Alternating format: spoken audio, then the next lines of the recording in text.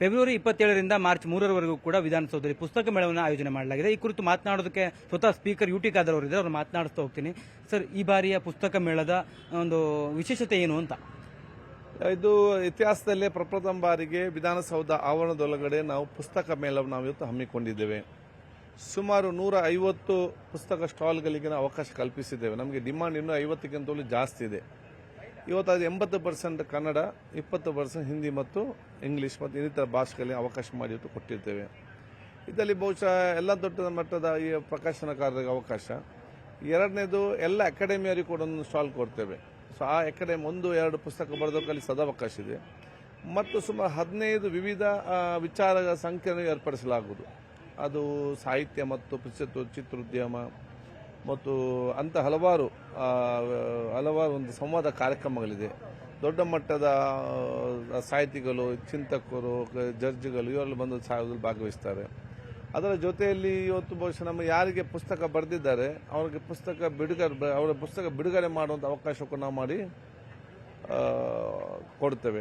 ಸಾರ್ವಜನಿಕರಿಗೆ ಮುಕ್ತ ಅವಕಾಶ ಇರುತ್ತೆ, ಜೊತೆಗೆ ರಿಯಾಯಿತಿ ಹೇಗಿರುತ್ತೆ ಅಂತ ಮಾರಾಟದಲ್ಲಿ? ಬೇರೆ ಹೊರಗಡೆ ಏನು ರೇಟ್ ಸಿಗ್ತದ ಅದಕ್ಕಿಂತ ಕಡಿಮೆ ದರದಲ್ಲಿ ನಾವು ಇವತ್ತು ಕೊಡ್ಲಿಕ್ಕೆ ನಾವು ಸೂಚಿಸ್ತೇವೆ. ಯಾಕೆ ನಾವು ಸ್ಟಾಲ್ ಎಲ್ಲ ಫ್ರೀ ಅವರಿಗೆ ಕೊಡ್ತಾ ಇದ್ದೇವೆ.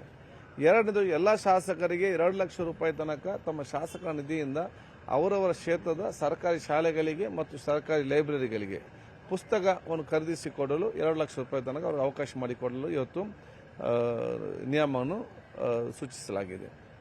ಸಾರ್ವಜನಿಕರಿಗೆ ನಾವು ಮುಕ್ತ ಅವಕಾಶ ಇದೆ. ಎಲ್ಲ ಸಾರ್ವಜನಿಕರು, ಸಾಹಿತ್ಯ ಓದುಗರ ಸಂಖ್ಯೆ ಜಾಸ್ತಿ ಆಗಬೇಕು.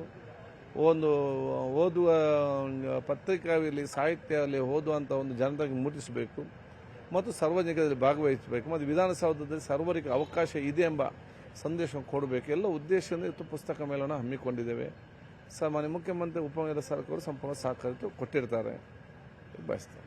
ಸಾರ್ವಜನಿಕರಿಗೆ ಮುಕ್ತ ಅವಕಾಶ ಇರೋದ್ರಿಂದ ಕೇಳ್ತಾ ಇದ್ದೀನಿ, ಭದ್ರತೆ ದೃಷ್ಟಿಕೋನದಿಂದ ಯಾವೆಲ್ಲ ಪ್ರಿಪರೇಷನ್ಗಳನ್ನು ಮಾಡ್ಕೊಂಡಿದ್ದೀರಿ ಅಂತ? ಅದೆಲ್ಲ ನಮ್ಮ ಪೊಲೀಸ್ ಇಲಾಖೆಯವರು ಮಾಡ್ತಾರೆ. ನಮ್ಮ ಇಲಾಖೆಗಳಿರುವುದೇ ಈ ಸಾರ್ವಜನಿಕರಿಗೆ ಬೇಕಾಗುವಂಥ ವ್ಯವಸ್ಥೆ ಮಾಡಲಿಕ್ಕೆ. ಅದು ಎಷ್ಟೇ ಜನಸಂಖ್ಯೆ ಬಂದರೂ ಕೂಡ ಸಾರ್ವಜನಿಕ ಮುಕ್ತ ಅವಕಾಶ ಮಾಡಿ ಕೊಡುವಂಥದ್ದು. ಅಷ್ಟು ಮಾತ್ರ ಅಲ್ಲ, ವಿದ್ಯಾರ್ಥಿಗೆ ಅಗತ್ಯ ಬಂದರೆ ವಿಧಾನಸಭೆ ಒಳಗಡೆ ಕೂಡ ಅವರಿಗೆ ಅಸೆಂಬ್ಲಿ ಹಾಲನ್ನು ಕೂಡ ವೀಕ್ಷಿಸಲಿಕ್ಕೆ ನಾವು ಅವಕಾಶ ಮಾಡಿ ಕೊಡ್ತೇವೆ. ಚಿಕ್ಕ ಪ್ರಕಾಶಕರು ಕೂಡ ಇರ್ತಾರೆ, ಅಂತವರಿಗೂ ಕೂಡ ಈ ಒಂದು ಪುಸ್ತಕ ಮೇಳದಲ್ಲಿ ಸ್ಟಾಲ್ ಅನ್ನು ಹಾಕೋದಕ್ಕೆ ಅವಕಾಶ ಇದೆಯಾ? ಆ ಮೂಲಕ ಅವರಿಗೆ ಎಲ್ಲ ಒಂದ್ ಕಡೆ ಸರ್ಕಾರ ನಿಮ್ಮ ಜೊತೆಗಿದೆ, ಜೊತೆಗೆ ಪುಸ್ತಕದ ಒಂದು ಮಹತ್ವವನ್ನು ಸಾರುವಂತ ಕೆಲಸ ಆಗ್ತಿದೆಯಾ ಅಂತ? ಅಲ್ಲ, ಚಿಕ್ಕ ಪ್ರಕಾಶಕರಿಗೆ ಕೂಡ ನಾವು ಇದನ್ನು ಪ್ರಕಾಶಕರಿಗೆ ಅವಕಾಶ ಮಾಡಿ ಕೊಡಬೇಕು ಇಚ್ಛೆ ನಮಗೆ ಇದೆ. ಆದರೆ ನಮಗೆ ಇಲ್ಲಿ ಇರೋದೇ ಲಿಮಿಟೆಡ್ ಸ್ಟಾಲ್ಗಳು. ಆದ ಕಾರಣ ನಾವು ಏನು ಮಾಡ್ತೇವೆ, ಅಂಥ ಚಿಕ್ಕದವರಿಗೆ ನಾವು ಅದಕ್ಕಾಗಿ ನಾವು ಅಕಾಡೆಮಿಗಳನ್ನು ಬೇರೆ ವಿವಿಧ ಅಕಾಡೆಮಿಗಳಲ್ಲಿ ಯಾಕೆ ಅಂತ ಹೇಳಿದರೆ, ತುಳು ಸಾಹಿತ್ಯದಲ್ಲಿ ಬರೆದವರಿಗೆ ಅಲ್ಲಿರ್ಬೋದು, ಬೇರೆ ಸಾಹಿತ್ಯ ಬರೆದವರಿಗೆ ಬೇರೆ ಅಕಾಡೆಮಿಯಲ್ಲಿ ಮುಖಾಂತರ ಇರ್ಬೋದು, ಕೊಡಗಿನಲ್ಲಿ ಬರೆದಂಥವರಿಗೆ ಕೊಡಗಲ್ಲಿ ಇರ್ಬೋದು. ಈ ಚಿಕ್ಕವರಿಗೆ ಯಾರು ಪುಸ್ತಕ 1-2-3 ಪುಸ್ತಕ ಬರೆದಿದ್ದಾರೆ ಅದು ಎಲ್ಲರಿಗೂ ಅಲ್ಲಿ ಪ್ರದೇಶದ ಅವಕಾಶ ಮಾಡಿ ಕೊಡ್ತೇವೆ. ಕೊನೆಯ ಪ್ರಶ್ನೆ, ಪುಸ್ತಕ ಮೇಳ ಆಯೋಜನೆ ತಾವು ಮಾಡಿದ್ರಿ, ಈ ಒಂದು ಕಲ್ಪನೆ ಹೇಗೆ ಬಂದು ತಮ್ಮಲ್ಲಿ ಅಂತ?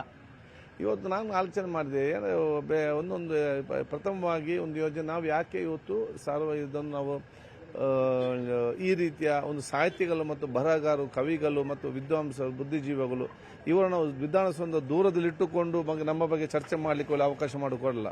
ಅವನ್ನೆಲ್ಲರೂ ಕೂಡ ವಿಧಾನಸೌಧದ ಅವರನ್ನು ಒಳಗಡೆ ತಂದು ನಮ್ಮ ಜೊತೆ ಸೇರಿಕೊಂಡು ಅವ್ರಿಗೂ ನಮ್ಮವರಂತ ಅರ್ಥ ಮಾಡಿಕೊಂಡು ಅವರು ನಮ್ಮನ್ನು ಅರ್ಥ ಮಾಡಿಕೊಳ್ಳೋದು, ನಾವು ಅವರನ್ನು ಅರ್ಥ ಮಾಡಿಕೊಳ್ಳಲಿಕ್ಕೆ ಒಂದು ಉತ್ತಮವಾದ ಒಂದು ಅವಕಾಶ ಅಂತ ಹೇಳಲಿಕ್ಕೆ ಬಯಸ್ತೀವಿ. ಮತ್ತು ಒಂದು ಹೆಚ್ಚಿನೊಂದು ಈ ಸಾಹಿತ್ಯ ಕ್ಷೇತ್ರದಲ್ಲಿ ಅಥವಾ ಒಂದು ಈ ಪುಸ್ತಕ ಸಂಬಂಧಪಟ್ಟಾಗೆ ಆ ಪ್ರಿಯರಿಗೆ ಮತ್ತು ಇನ್ನು ಜನರಿಗೆ ಕಳಿಸಲಿಕ್ಕೆ ಒಂದು ಹೆಚ್ಚು ಆಕರ್ಷಣೆ ಮತ್ತು ಪ್ರೋತ್ಸಾಹ ಆಗ್ತದೆ ಎಂಬ ಉದ್ದೇಶ ಮಾಡಿದ್ದೇವೆ. Thank you.